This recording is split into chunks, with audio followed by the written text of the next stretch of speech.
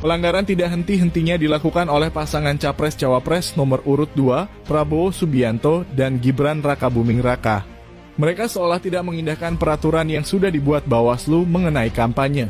Kali ini tim sukses Prabowo Gibran memanfaatkan anak sekolahan dan lembaga pendidikan untuk melakukan kampanye Capres.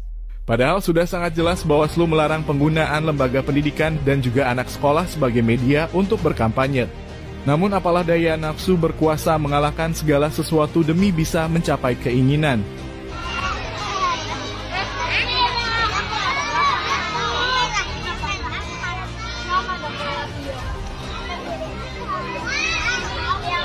Semua cara dilakukan demi Prabowo Gibran bisa memenangkan Pilpres. Nafsu berkuasa sudah menghilangkan akal sehat kubu paslon 02. Namun sayangnya Bawaslu tidak pernah berani memberikan teguran jika Prabowo Gibran yang melakukan pelanggaran. Bawaslu dan aparatur negara lainnya seolah bungkam dan takut untuk memberikan teguran dan tindakan jika yang melakukan kesalahan adalah kubu putra sulung penguasa. Begini, kira-kira kalau ini jalan dipakai misalkan, kemudian ada terjadi kecurangan, manipulasi, dicuri segala macam sehingga angkanya bukan angka yang sebenarnya. Nah, angka ini hasil sirekap. Kan di sini jalan nih yang manual nih. Nah, memang kekhawatiran sebagian besar rakyat kita, jangan-jangan kalau ini ngaco, kemudian menguntungkan salah satu paslon, yang manualnya pun nanti disesuaikan dengan itu gitu. Ada potensi ke situ, ada potensi ke situ. Nah, gimana Kang Agus melihat skenario seperti itu?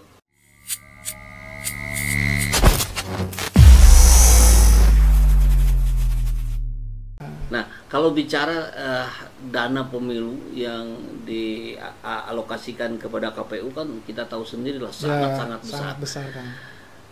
Tentu harapannya kalau itu dibuat diinisiasi oleh KPU, maka ini aplikasi ini adalah aplikasi yang sangat berkualitas tinggi, gitu ya, sangat matang dan seterusnya. Tapi ternyata kita nggak ketahui itu, bahkan beberapa banyak orang yang nggak tahu. Kemudian Kang Agus sebagai ahli di bidang itu juga, saya tadi kita ngobrol-ngobrol ya sebelum syuting, banyak juga kekurangan dan segala macam. Boleh disampaikan nggak Kang, kira-kira apa nih, kan ceritanya tadi udah nyobain masuk dan seterusnya. Betul, baik Kang. Jadi kasus ini bukan kasus dalam artian jejak rekam sebuah aplikasi itu kan yang versi web yang ada di server, sama ada yang di klien, istilahnya yang akan diinstal oleh end user pengguna di aplikasi mobile. Nah, jadi itu pengguna tuh artinya siapapun atau lebih ke saksi atau nantinya bisa ada saksi yang di TPS tentunya ya, dan mungkin beberapa kalau masih mencoba gitu kan. Nah, yang kita lihat ini kan di sisi engineering disebutnya aplikasi client server. Nah, jadi ada dua interaksi besar, klien dan server. Nah, dua sisi ini harus diperhatikan benar. Nggak bisa kita klaim aplikasi sudah jalan. Celahnya tuh harus diperhatikan. Satu di server, dua di klien, tiga interaksi antara klien server. Itu celah-celah yang mungkin harus diperhatikan. Nah, di server kita harus menggaransi bahwa server ini sebisa mungkin data centernya di Indonesia. Ini data yang krusial. Nggak bisa kita main-main dengan data yang sakral, data yang fundamental, yang krusial, terus kita sendiri nggak begitu aware. Nah, kalau yang Kang Agus tahu ini servernya ada di mana nih? Nah, itu belum tahu, karena belum ada informasi yang harusnya diinformasikan, harusnya sebaiknya publik ada. Gitu ya? Iya, harusnya ada, dan memang harus ada di Indonesia kalau menurut saya amannya. Supaya menggaransi event 5 tahunan dan sakral ini juga orang juga merasa dilibatkan gitu. Banyak Indonesia yang lebih yang hebat-hebat kan, ahli-ahli gitu, dan mereka pasti ngasih saran-saran terbaik lah. Gitu. Nah, kalau yang sudah dicoba kan sejauh mana Kang? Saya kemarin dengan beberapa teman nyoba aplikasi yang free trialnya untuk login akun demo. Nah, itu saya belum melihat sesuatu yang mohon maaf, artinya menggaransi bahwa nanti potensi-potensi apa istilahnya, data yang streaming dalam artian relatif ngehit pada satu waktu yang sama ya, dalam waktu yang terbatas, jumlahnya besar, orang bilang big data gitu ya. Itu bagaimana cara meyakinkan sistem ini tidak akan down. Kebayang kalau di saat itu yang momen krusial ada problem di situ. Entah dari servernya, entah dari kliennya, entah interaksi antara klien server. Contoh kembali ke cerita awal Kang, internet di daerah tuh kita nggak bisa bandingin dengan di kota besar. Kemampuan operator dengan aplikasi yang itu, misalkan handphonenya harus spek sekian, berarti kan harus mohon maaf beli dulu kamera yang tinggi gitu Kang ya, resolusinya. Terus gimana cara yakinnya datanya udah kekirim? Kadang kita aja menggunakan aplikasi jejaring komunikasi gitu kan, suka muter dulu ke kirim nih gambar gitu ya. Okay. Nah ini gimana? Loading. Iya loading lah orang bilang. Nah itu kan hal-hal klasik Kang gitu. Gimana mengantisipasi itu? Harusnya kan ada tahap sosialisasi, tahap simulasi, tahap validasi, baru setelah itu clear, baru dirilis. Nah itu dia pertanyaan saya Kang. Sepanjang yang Kang Agus tahu, tahapan itu sudah dilakukan belum oleh Sirekap itu tadi, sosialisasi ini.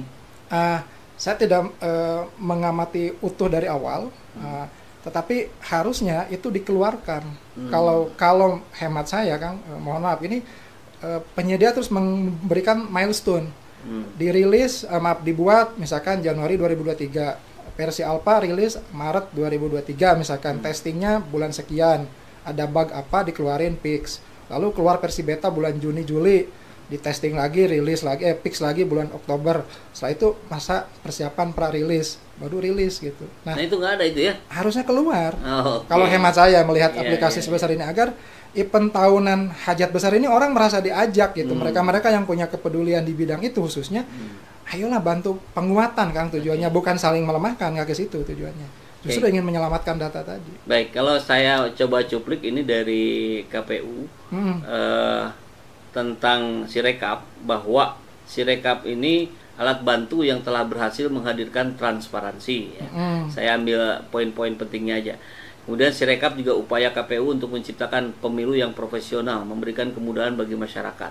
Betul. Atas mengakses segala informasi. Tidak ada yang kita sembunyikan, tutup-tutupi. Transparansi adalah bagian dari suksesnya baiknya penyelenggara pemilu di sebuah negara. Nah, jadi kelihatannya ini sudah mengedepankan sebuah klaim bahwa ini adalah alat bantu yang transparan, bisa diakses semua orang dan seterusnya. Nah, Kang Agus, seberapa jauh Kang Agus mempercayai statement ini, Kang? Oke, saya ingin gini, kalau memang ini sebuah statement dan bisa dipertanggungjawabkan, sajikanlah nanti atau sekarang bahkan Segera satu mungkin. dashboard eksekutif yang bisa diakses oleh publik berbasis GIS. Keluarkan marker-marker TPS yang kita bisa lihat real count-nya, karena ini basisnya sensus nanti. Dia bukan sampling. Jadi real count dari per TPS, bayangin ada satu peta dashboard di web gitu Kang, ada sekian TPS di Bandung, di Jakarta, kita bisa lihat, dan itu bisa diakses oleh publik secara dashboardnya saja. Kalau data mentahnya silahkan di admin lah gitu ya, di belakang, tapi sajikanlah itu ke kita. Kalau itu klaimnya transparan. Batasan pertama yang paling mungkin bisa kita tunggu itu Kang nantinya. Ya. Jadi klaim ini kita tagih aja dalam bentuk dashboard yang bisa diakses oleh semua. Iya, betul Kang. Gitu. Jadi kalau kita lihat kayak sekarang misalkan BMKG bisa ngeluarin tuh dashboard cuaca kan, kita bisa lihat kan. Iya, data mentahnya atau raw datanya istilahnya, data mentahnya di belakang. Mereka olah dulu, mereka filter, mereka simpan, mereka sajikan. Hasil sajiannya diakses oleh kita. Kang Agus, kira-kira dengan kalau kita bilang tidak matang, mungkin ini masih berproses juga ya, belum matang mungkin ya. Betul. Tapi melihat waktu yang semakin sempit, tadi Kang Agus juga cerita ini butuh waktu yang tidak sebentar. Betul. Uji coba sebulan, terus kemudian langkah berikutnya sekian dan seterusnya. Sedangkan waktu pencoblosan kurang dari sebulan Kang. Iya. 14 Februari. Iya. Nah, apa potensi bahayanya ini untuk Pilpres, untuk paslon 1, paslon 3, bahkan mungkin juga paslon 2, kira-kira potensinya bagaimana Kang? Potensi berbahayanya? Ya, pertama adalah validan data Kang. Dalam konteksnya begini. Data itu kan akan berevolusi secara piramid 4 tahap. Data menjadi informasi, menjadi pengetahuan, menjadi kebijaksanaan. Nah, data ini ketika dia mau berevolusi menjadi informasi bagi stakeholder di tingkat berikutnya, itu harus melewati sedemikian proses biasanya. Nah, celah-celah ketidakamanan itu sangat muncul Kang, sangat mungkin. Anggap mereka yang punya otorisasi tertentu dapat dengan mudah mengubah itu. Itu kalau kita kembali tidak tahu dulu seberapa luas aktor yang dilibatkan pada sistem ini. Harus jelas dulu Kang batasan nanti penggunanya. Kedua, celah yang kedua adalah tadi data korup, datanya ada tapi tidak sempurna kekirim. Misalkan fotonya burem, berarti kan harus diulang misalkan ya. Terus nggak kekirim, perasaan dari TPS sudah kekirim, ternyata putus di jalan karena koneksi. Nah, itu contoh-contoh. Yang ketiga, ada potensi dicuri dalam artian secara IT. Bagaimana kita meyakinkan ini tidak potensi dicuri? Celah ketidakamanan ada 3. satu di server, kedua di klien, ketiga di media interaksi antara server dan klien. Itu celah ketidakamanan. Nah, gimana memapping ini? Masing-masing punya tingkat resiko gitu. Ini harus dikeluarkan mitigasi resiko yang orang juga jadi percaya gitu. Jadi percaya dalam artian, oke lah dengan aplikasi ini kita menjaminkan 5 tahun ke depan dengan skema yang terbatas dalam orde jam sekarang gitu. Dengan data yang tentunya butuh waktu untuk diolah jadi informasi hasil pemenangan paslon siapapun nanti gitu kan. Nah itu yang menurut saya agak riskan. Terakhir itu bagaimana kita percaya dengan proses akumulasi data yang sudah tersimpan nanti. Karena tadi kembali ketika ditaruh di server yang di awal kita belum tahu data centernya, harusnya itu disampaikan. Potensi itu muncul kan gitu. Siapa yang mengelola, siapa yang menghandle, siapa yang bertanggung jawab kalau ada mati listrik gitu, ada sesuatu serangan ke server. Contoh-contoh tahun kemarin kita tahu berapa instansi besar kena serangan dan itu nggak main-main gitu data itu. Bahkan diangkat di isu debat capres minggu lalu kalau masih tidak salah, isu keamanan cyber itu isu itu bukan isu klasik menurut saya.